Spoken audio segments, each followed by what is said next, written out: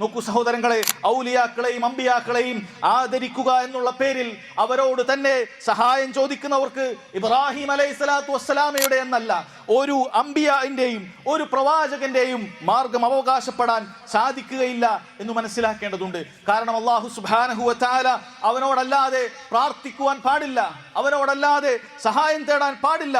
അല്ലാഹു അല്ലാത്തവരോട് ദുആ ചെയ്യുന്നവർ യഥാർത്ഥത്തിൽ അവരെ ആരാധിച്ചിരിക്കുകയാണ്. കാരണം നബി സല്ലല്ലാഹു അലൈഹി വസല്ലം പറഞ്ഞു, അദ്ദുആഉ ഹുവൽ ഇബാദ, ദുആ അത് തന്നെയാണ് ആരാധന. അതുകൊണ്ട് അല്ലാഹു അല്ലാത്ത ആളുകളോട് പ്രാർത്ഥിച്ചിട്ടുണ്ടെങ്കിൽ, സഹായം തേടിയിട്ടുണ്ടെങ്കിൽ നിങ്ങൾ അവരെ ആരാധിച്ചിരിക്കുന്നു എന്നാണ് അർത്ഥം.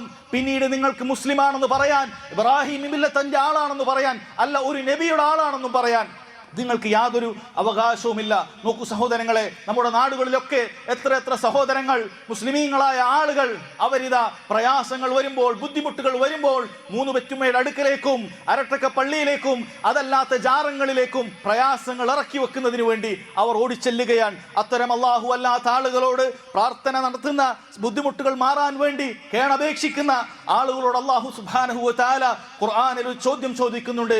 ഖുൽ അഫറഅയ്തും മാ തദ്ഊന മിൻ ദൂനില്ലാ ഇൻ അറാദനി അല്ലാഹു ബിളുർരിൻ ഹൽ ഹുന്ന കാശിഫാതു ളുർരി ഔ അറാദനി ബിറഹ്മത്തിൻ ഹൽ ഹുന്ന മുംസികാതു റഹ്മതി.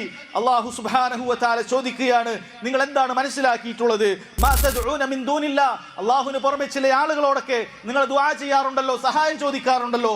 ഇൻ അറാദനി അല്ലാഹു ബിളുർരിൻ, അല്ലാഹു ഒരു ളുർ ഉണ്ടാക്കിയാൽ, അല്ലാഹു ഒരു പ്രയാസം നിങ്ങൾക്ക് നിശ്ചയിച്ചാൽ, ഹൽ ഹുന്ന കാശിഫാതു ളുർരി, ഈ പറയുന്ന ആളുകൾക്ക് അത് നീക്കിത്തരാൻ സാധിക്കുമോ?